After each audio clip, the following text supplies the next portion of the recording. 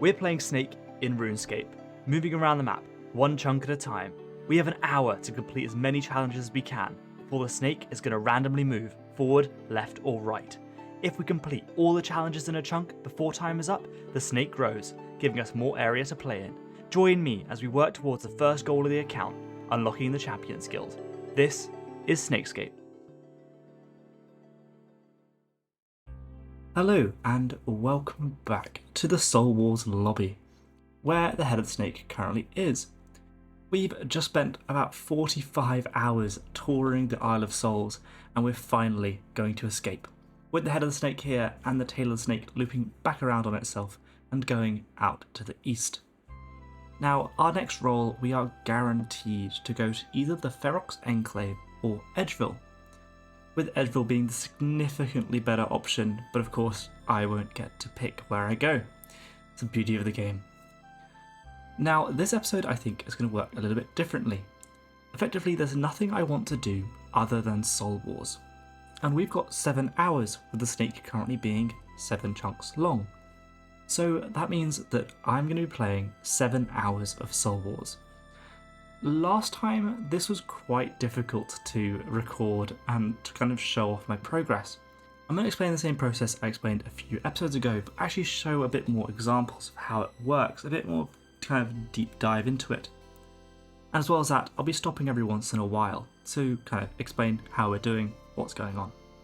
But there is kind of one elephant in the room, which is the chunk just southwest of where I'm currently standing, the Potter's chunk, which I said if we were able to get an iron bar, then I would try and complete it to get the 25 crafting requirement. But thinking about it, it's going to be really slow, as clay is our only way of doing it.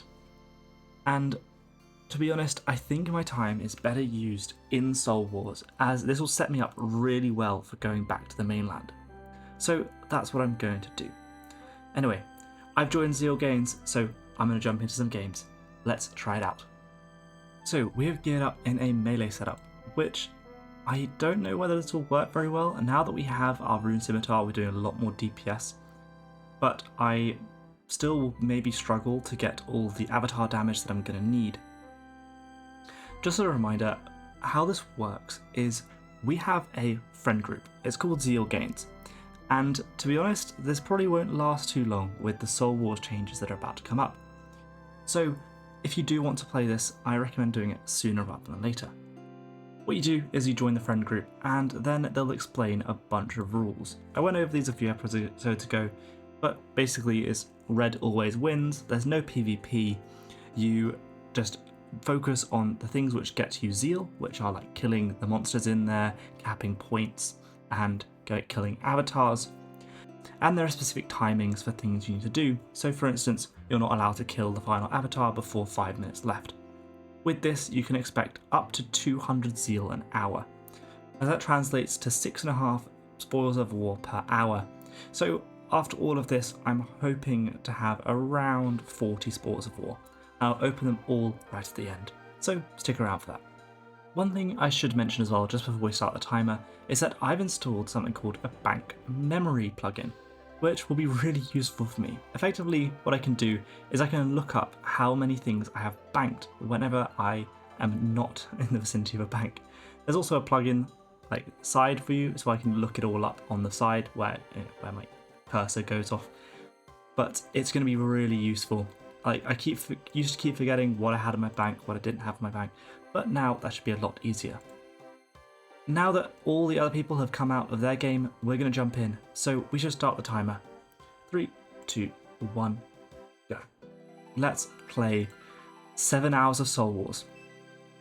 The kind of way I'm going to represent this is, if you want to know where I am, is the snake's kind of going to disappear into this chunk, slowly, one by one.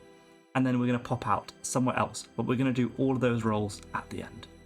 As a kind of step-by-step playthrough of how this works, first of all, everyone jumps into the holding area, where you're going to need to wait for up to 4 minutes. This is a bit boring for someone like me, especially who's on a timer the whole time, but it's a requirement of this game, as unless there's a lot of people up near 120, the game doesn't start for quite a while. Okay, then what happens is you spawn in, and we are on the blue team. which means that we are going to be losing this game. And the maximum zeal we're going to be able to pick up is 40. So what that means is we're going to have to just go and kill 4 avatars, and then we will not be allowed to kill any more. First thing I like to do is go and grab a couple of the Forgotten Souls. Normally, because I have pretty crap gear, I only pick up 4, and then run up to go and capture the center whenever it turns to blue, and then give in the 4 soul fragments that I have. What this does is it decreases the strength of the opponent's avatar, which means that the others can do a lot more damage to it. And because I've added a couple, now what I'm going to run over and do is grab a few more on the other side, and then run over to the avatar. Now, if I can make it back to the center before it's capped up here, then I'll hand in a few more soul fragments, because I always struggle to get as many soul fragments as I need. And then I'll run over to the Avatar of Destruction, as I am on the blue team, and we'll work on killing and doing as much damage as we can. Cool, now I've handed in 8 of those. That's the maximum we're going to need for ours. Let me just quickly turn on the Soul Wars plugin, which really helps with this. So we can see, oh well, it's not loaded because I didn't turn it on, but we have 8 soul fragments sacrificed. And also 2 captures, but the captures are the easiest one to get out of all of these. We're only going to be able to partake in 2 kills, which means that we're probably not going to be able to get the 260 damage we need. But we're going to try anyway. The more we get, the more zeal we'll get. I just let my prayer drop. I got very much punished for it. I need to be very careful not to die, like that guy just did. You get these potions of power, which are really useful for maintaining prayer. And one thing I haven't mentioned yet is this activity meter on the left. You need to make sure this never hits 0. Doing activities around the game like attacking things and drinking prayer pots restore it. So you want to make sure that it never hits 0, otherwise you're kicked from the game.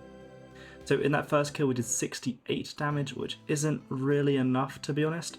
It means we're going to be short on our damage requirements, but that's okay, we won't get maximum zeal for this one. Okay, well we only got 167 damage, and because that was the 4th avatar, we now have to run away. We're not allowed to kill the final one, as we're supposed to lose the game. Then the final phase of the game occurs, where we trade captures on the central island. This is done by all the red team stepping on when it's blue, all the blue team stepping on when it's red. You need 6 area captures to be able to be eligible for maximum zeal. In order to get just a little bit more zeal, I can run around and bury some bones. There's only 1 minute left on the game, I'll probably only get 1 or 2 kills, but these wolves over here drop bones which you can then bury in the graveyards, in the corners, and that will give you some more zeal points. At 4 minutes 45, that's when the red team start killing their avatar, so you see the health go down very rapidly. I'm going to try run over to our graveyard and bury 1 bone, just to get a little bit more zeal quickly, as I didn't do enough avatar damage, but I don't know whether I'll make it. So that was for 39 zeal, that was the first game. I didn't do quite enough avatar damage to get the full 40, but that is a quick run through of how the game works. Then everyone runs back in, and you have another game to go. It takes about 15 minutes, which means that we get 4 games an hour. So hopefully that's explained how this works and the kind of things you need to do. I will see you in 27 games time. So after 7 hours of Soul Wars, we've played 28 games, and including the Spores of War that are in my inventory, which I accidentally didn't press record for, we got 1,198 zeal tokens, which is just shy of 40 crates. From these, I'm looking for coins, I'm looking for just generally good resources. As well, there's a 1 in 600 chance of getting a Dragon Med Helm, which would be a best in slot for me for a long time, and of course the 1 in 400 of the pet. I'm buying them in sets of 10, so let's see what's in our very first set. Oh. Holy crap! That's exactly what I was looking for. Literally, what was that? That was in the 3rd or 4th Spoil of War. I don't have the 60 defense to wear it. But that's literally exactly what I was looking for. That's an amazing upgrade. I mean, at the moment I had what, an adamant full helm and an iron med helm. So a dragon is going to be a massive upgrade. So we don't even, like, everything here is profit from here on out. So let's open the rest of them. Incredible. Okay, well, let's dump these in the bank. I'm going to organize this so that we keep stuff that I'm looking for out, and I'll put all the stuff I'm not looking for in the bank. And here is our second set of 10. Lots of raw, good food. This will be a lot of cooking experience in the future. Some mithril ore, some seeds, a bunch of coal, some death runes. That's pretty good. Let's keep it going. And set number 3.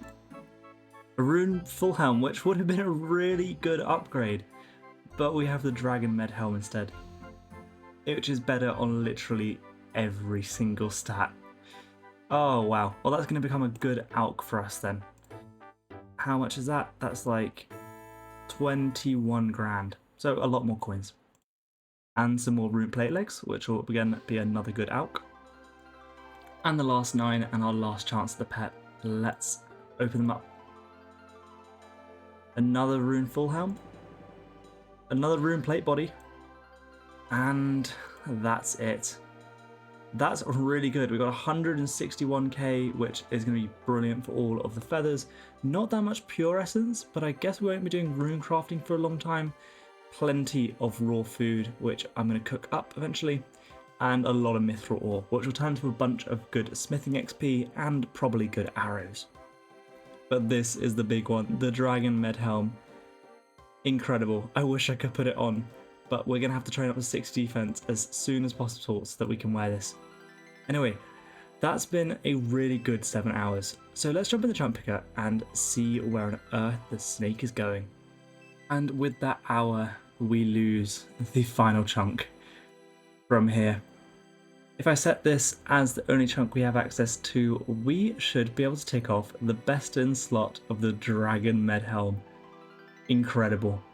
We can't take off wearing it yet, but that is such a big upgrade. And the rune plate legs, which we've obtained, but of course we can't take off anything else just yet. So we're going to lose access to this, and we have to pick between these 2 spots. So how this is going to work is that we're going to pick one of these 2, and that's going to be where the snake's going to pop out, and then it will be able to choose all 4 directions, and then it will move like a normal snake until our snake is 7 chunks long again. I really hope that we get Edgeville instead of Ferox, and I hope that we end up going south, but knowing my luck, we could be going north. So let's see where we're going. And it is Ferox. Okay, well, let's see if we can save it with this next roll. What direction will it be going? And it's to the left. Okay, not terrible. At least it wasn't north. And then we've got 5 more rolls. Forwards again. Okay. We're heading now towards the edge of the wilderness. So if we hit here, we're going to not be able to roll forwards towards Burthorpe. We're going to have to go either straight up into the wilderness or down. I really hope we go down. Let's see. And it's north. Okay, this is getting a bit scarier. And it's north again. Oh no. Oh no. We're now 5 chunks long. And it does go right. Okay. Will it go forwards again, I hope? I just really want to ideally end up back in the Ferox Enclave. But for the last time, let's see where the snake's going. And it's north. Oh, great. Well, we are now definitely a wilderness chunk. Let's jump in the game and have a look at our new wilderness home. So here's a little fun fact for you. I hate the wilderness with a deep passion. I think it's bad game design, personally, to have a, section of the game where you hide PvM behind PvP aspects. But I'm gonna have to put up with it. We are gonna have to take this portal to Ferox Enclave and spend some time in the wilderness for a while. The snake going north was really rough, I'm gonna be honest.